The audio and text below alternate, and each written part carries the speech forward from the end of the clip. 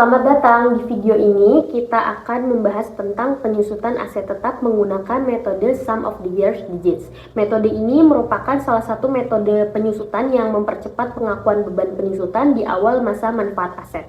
Menurut PSAK, penyusutan adalah alokasi sistematis nilai suatu aset tetap selama masa manfaatnya. Metode SYD ini memberikan beban penyusutan yang lebih besar di tahun-tahun awal dan semakin kecil di tahun-tahun berikutnya.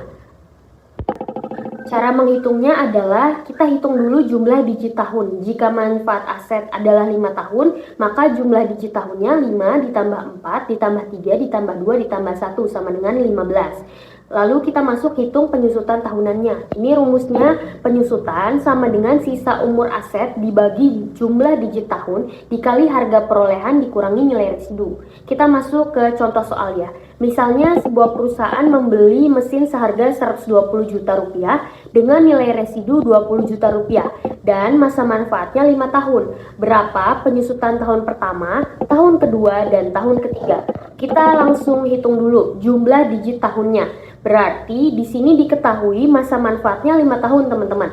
Berarti hitung jumlah digit tahunnya 5 ditambah 4 ditambah 3 ditambah 2 ditambah 1 sama dengan 15.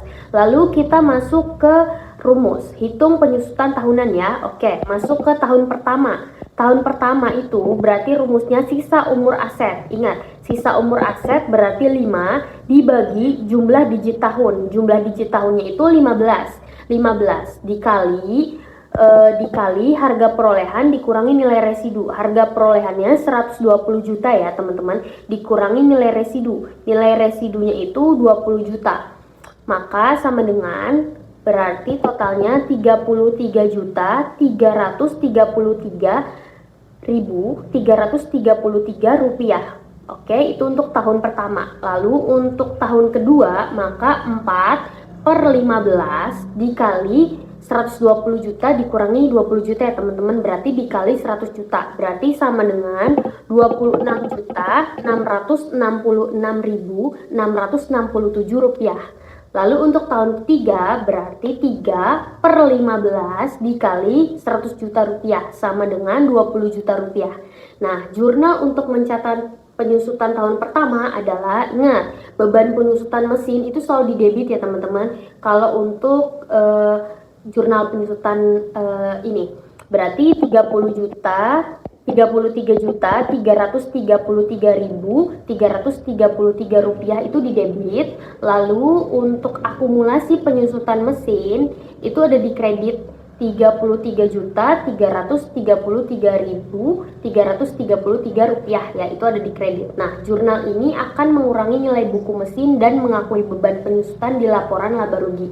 Nah, bagaimana untuk jurnal penyusutan tahun kedua? Berarti jurnal penyusutan tahun kedua dan ketiga balik lagi ya teman-teman, berarti beban penyusutan mesinnya ada di debit, lalu akumulasi penyusutan mesinnya ada di kredit ya. Untuk nilainya disesuaikan dengan tahun kedua dan tahun ketiganya.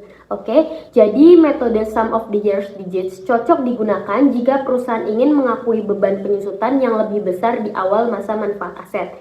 Dengan memahami konsep ini, Anda bisa menerapkannya sesuai dengan PSAK dan kebutuhan perusahaan masing-masing. Semoga video ini bermanfaat. Thanks for watching. Semoga kalian suka dengan video ini.